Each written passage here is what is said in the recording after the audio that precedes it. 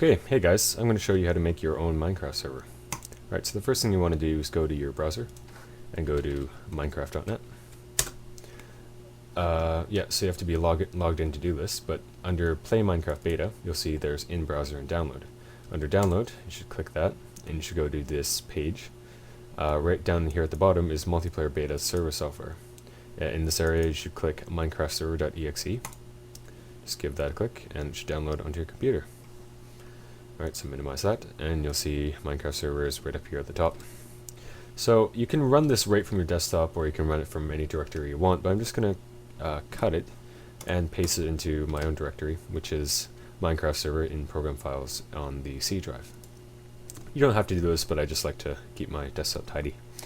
Alright, so now you're just going to double click on the program and run it. Alright, so you see this box comes up, and you can see this sort of progress bar is going on, like 8, 16, 24, 32, 64, 44. That just means it's unpacking the program, and it's setting up the world and making sure everything works, and it's essentially just getting it ready for use. It just takes a few seconds to start up the world, and then it'll be ready to go. Yeah, so as you can see, there is a world folder in the directory that you just made. If you wanted to use a different world, like one that you've made in single player, one that you've downloaded or whatever, all you'd have to do is just delete this folder and then replace it with the world folder that you want to replace it with. So then you can play on the server with that map. Okay, so look, it's done. It just says done. For help, type help or question mark. Fantastic. Alright, so now what you should do is give that, actually you should leave it on. Now, the next step is a little tricky because it's different for everyone's computer and everyone's router. What you have to do is you have to forward the port to allow the Minecraft server program to be able to send and receive communications freely. You can do, I can't really tell you how to do that because, as I said before, it's different for pretty much every router, but the way you can find out how to do it is go to a website called portforward.com. I'll put a link in the description. And you'll come to this helpful website, and right at the bottom here are tons of these different little model numbers of routers and modems and all that kind of stuff. So what you have to do is you have to find your modem or router model number. In my case, it's DIR628, and skip this advertisement.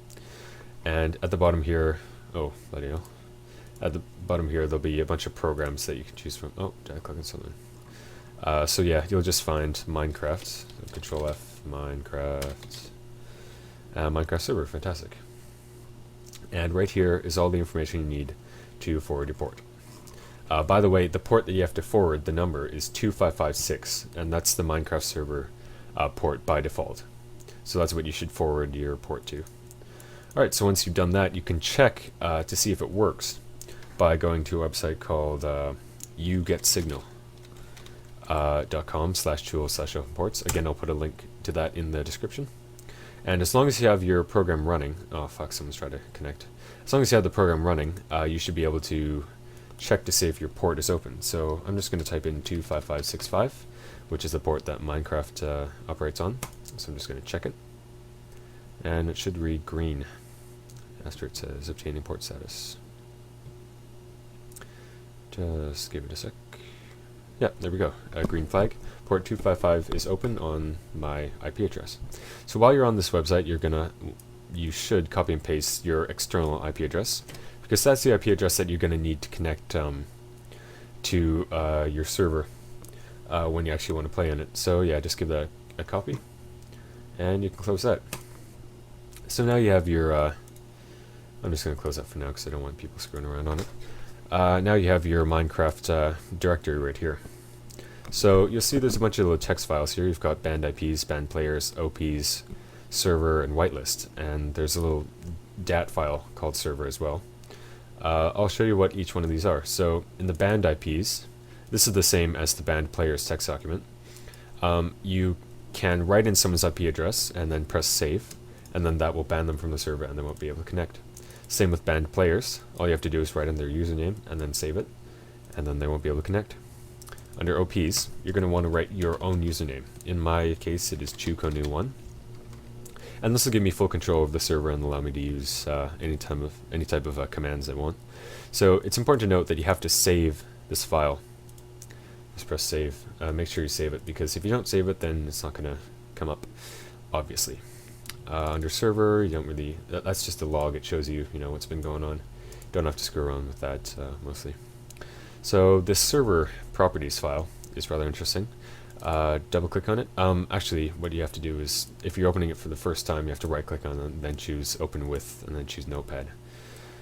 You'll see a bunch of different things in here. You have level name, hell world, spawn monsters, online mode, spawn animals, max player, server IP, PvP, server port, and whitelist.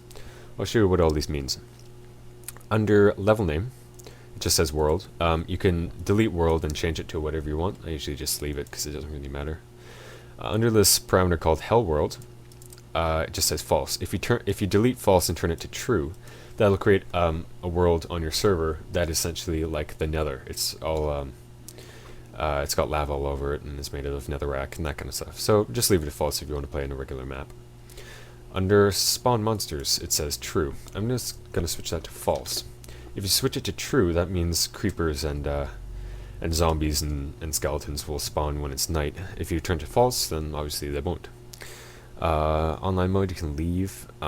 Spawn animals is pretty self-explanatory. If you turn it to true, then pigs and stuff will spawn. If you turn it to false, then they won't. Max players is 20. You can just leave that if you want, or you can reduce it or increase it. Server IP, you can pretty much just leave. You don't really want to screw around with the IP, so you can just leave the server IP. Under PvP, PvP means if another player strikes another player, then if PvP is turned on, then the other player will get damage. If it's turned off, then no one will hurt anyone, and it'll just be same. So I'm just going to leave PvP on, because it's kind of fun to fuck with other people and hit them around. So yeah, just press save. So you save all your changes, and close the text document. So you should be ready to go now. So when you start up the server, you just double click the application in your Minecraft server executable, or directory, and it should start up. So you got it right here. So you're going to start up your Minecraft game, and log in. And go to multiplayer, and then in the server IP, you should type in or paste in your external IP from what you found before on the port website. Just paste it in, and that's what you're going to use, and that's what your players are going to use to connect to your server. So once you've got that, just press connect.